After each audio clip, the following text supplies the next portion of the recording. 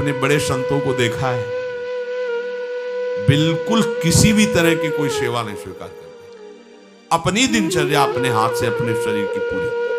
आपको क्या हो गया है? आप भी वैसे चलो जैसे गुरुजन चले हैं, भिक्षान्य के सिवा।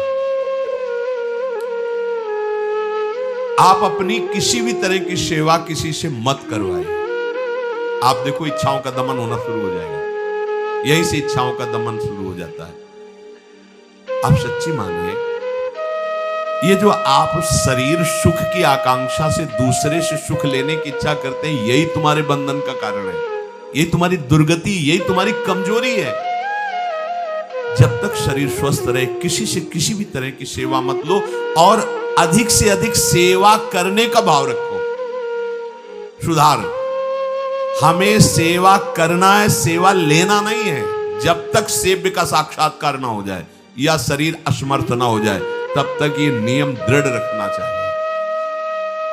गुरुजनों को भी देखा, श्री जी की सेवा कर दो, रसोई के से बाहर, शरीर सेवा में कभी धोखे से ऐसे वस्त्र आदि रह गए और महाराज ने धो के जल्दी से फैला दिया तो भी डांट लगी। ऐसा क्यों किया?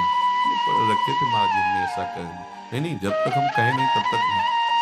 आज भी सरकार अपने ही हाथ से श्री जी को भोग लगा के ही, सब हैं पर वो अपने ही हाथ से 2 रोटी भोग बना के। देखो बुजुर्ग संतों को, बड़े महापुरुषों को हमने देखा है, अपने शरीर, जब तक शरीर में सामर्थ्य है तब तक, ये महापुरुषों का आदेश है, अपना काम स्वयं करने में लाज बड़प्पन तजो तमाम। अपना काम करने के लिए आप किसी को भी आदेश मत करें, किसी की भी सेवा स्वीकार न करें। हाँ, हमें भूख लगेगी तो रोटी मांग लेंगे जाकर, क्या जरूरत है हमें किसी की सेवा स्वीकार करने की? मांगो, खाओ, खूब भजन करो, सत्संग करो, कम खर्चे वाला जीवन रखो। जरूरत क्या है?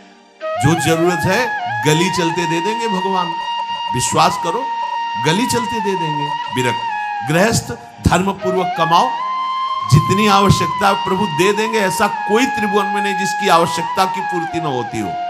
अनावश्यक तुम्हारी मांगे जो है वही तुम्हें दुख दे रही है। आवश्यक व्यवस्था सबको भगवान दिए हुए हैं, अनावश्यक मांग के लिए तुम्हें फिर फंसना होगा। ये तुम्हारी अनावश्यक मांगे हैं, ये हो जाए, वो हो जाए, वो जो आपको जीवन जीने के लिए जरूरी है, धर्म पालन के लिए जरूरी, वो बिना मांगे भगवान दे रहे सबको। देख लो।